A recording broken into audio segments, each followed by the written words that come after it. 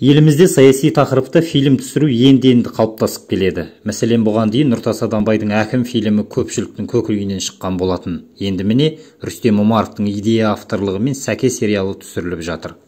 Сәлем социал медианың қолдауымен түсіріліп жатқан сериал несімен көрерменді баурап алды. Сондай-ақ бұған дейін 8 сериясы көпшілікке ұсынылған туынды қанша бөлімге дейін созылады.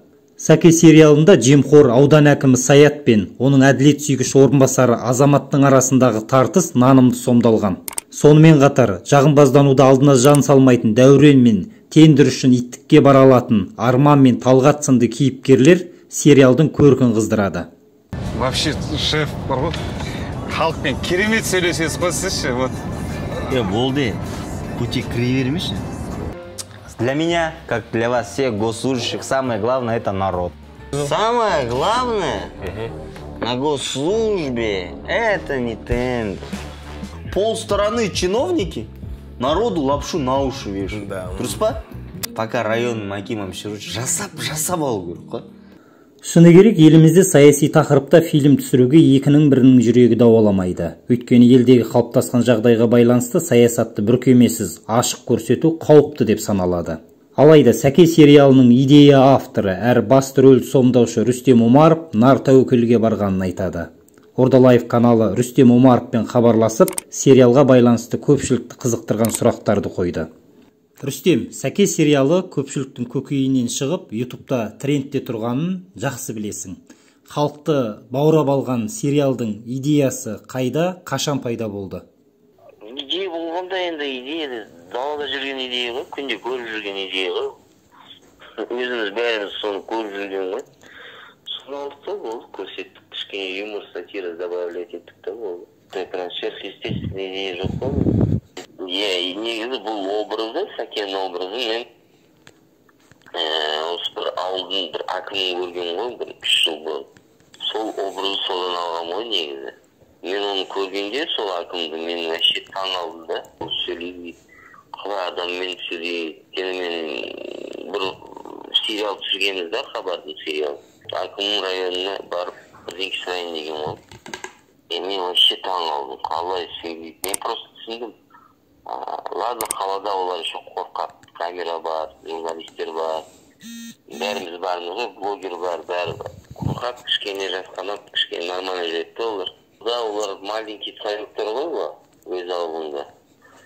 И ол жерде прям қорқынышты ғой, адамға қорқасың ғой, біз народқа переживаешь. Өте наглый бәрі. Ана әкім зданиясының önü үйі ғой, негізі. Ішінде тапшкесі бар, жыны шеткісі бар, сол жерде тұрады, жүреді, солай ғой. Сол жерден образ алған ғой. Негізі қалада ондай жоқ қой бізде районда, оларда кішкене. Сәке деген образы солдан алдым ғой. Один в один дегендей қарадым да, примерно сол образды алдым. Ана справедливый азаматты мен негізі Иманғали Нұрғалиевтен алдым образды. Қалай жүреді, қалай сөйледі. Справедливый жағынан, даже некоторые сөйлеген сөздерін алдым. Интернетте образы сол жерден алдым негізі. То есть, бізде сөйтіп запоминаться етті ғой, Алматыда болғанда. Мен, то есть интернеттен қарадым да, сол жерден образды алған негізі. Өзің жақсы білесің, елімізде саяси тақырыпта сериал түсіру оңай емес. Елдегі саяси жағдайды бүркемелемей, ашық көрсетуде бойда бір қорқыныш болмады ма?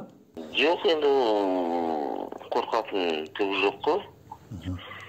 Біздің уровеніміз кішкентай ғой, просто районный әкім ғой. Министрді көрсеткен жоқса, әкім город көрсеткен жоқса, обычный кішкентай районный әкім болған соң қорқатын нәрсе жоқ та. Патруль сериал болғанда тоже саяси нәрселер дұрыс. Сол жерге добавлять еткенбіз негізі. Уже иммунитет выработался деген сияқты. Адамдар сұрайды, неге КМБ дейді, неге КМБ-сін деді шықты. Негізі бізге вообще ешкім шыққан жоқ, бір шыққымен сөйлескен жоқсыздар, наоборот. Бізге жоқ көрсетпеңдер деп айтады деп вообще ешкіммен сөйлескен жоқпыз. Өзіміз көрсеттік болдық, по ситуация көреміз деді. КМБ просто ағамның слухында жүрген нәрсе ғой, КМБ деген. Ол қазір госслужащий агентство по борьбе с коррупцией деген агентство бар, солар негізі. Они же ими занимаются. КМБ-ні қойдық, өйткені Енді любой адам білет та ол 90-шы жылдан бастап. Кімде шарт бар, кімде сол жылдан.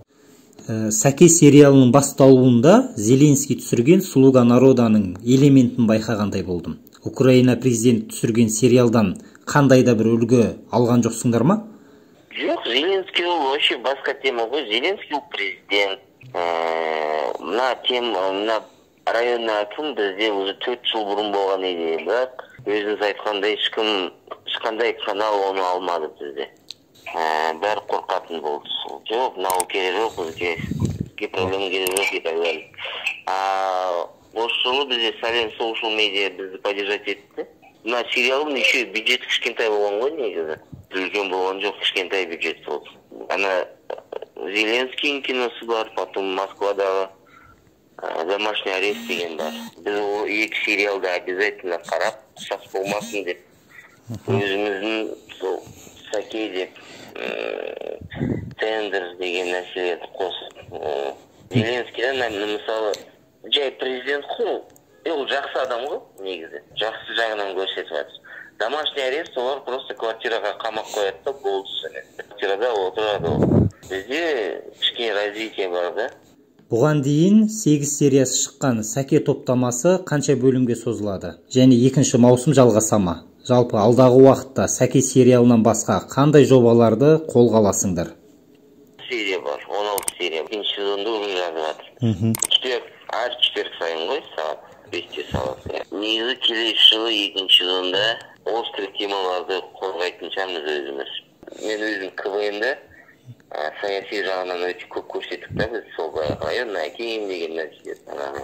Улица Сайынов, Путанова деп жо Алматыда тұрған нәрсе бәрін көрсеттік та.